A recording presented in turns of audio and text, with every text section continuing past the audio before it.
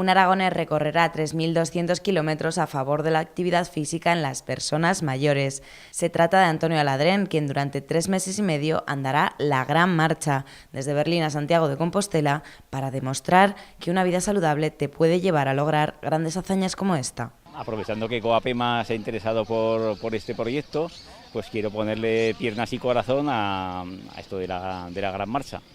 Y si sirve para animar a otras personas mayores a caminar, a dejar el sofá y ponerse a andar, pues mejor que mejor. Esta marcha consideramos que es un ejemplo por parte de uno de nuestros colaboradores, de uno de nuestros compañeros, y él nos va a representar y nosotros nos sentimos representados en él también, en esta gran marcha que es como un caminante sin fronteras. El Consejo Aragonés de Personas Mayores patrocina este recorrido dentro de su programa Marcha Saludable, un proyecto dirigido a prevenir la dependencia, a favorecer la autonomía y alargar la salud sin necesidad de medicación.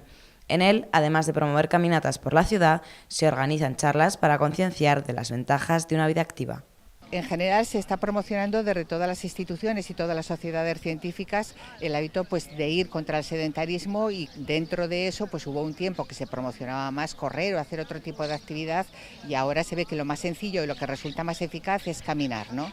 Lo que tiene de novedoso es conseguir aglutinar a gente y hacer que sea de una forma reglada, constante, que no sea una marcha una vez al año, y que la gente se implique realmente en caminar por su salud la mayoría de los días del año, o por lo menos 3 o 4 veces a la semana. El ejercicio físico evita el deterioro del organismo, previene enfermedades crónicas, previene la osteoporosis, previene la demencia y tiene efectos muy positivos sobre el nivel de las arterias del cuerpo. Disminuye los niveles de colesterol, disminuye los niveles de presión arterial, con lo cual es un tratamiento que se recomienda el ejercicio físico en sí para tratar la hipertensión arterial, y a las personas que tienen diabetes también les ayuda a controlar los niveles de azúcar.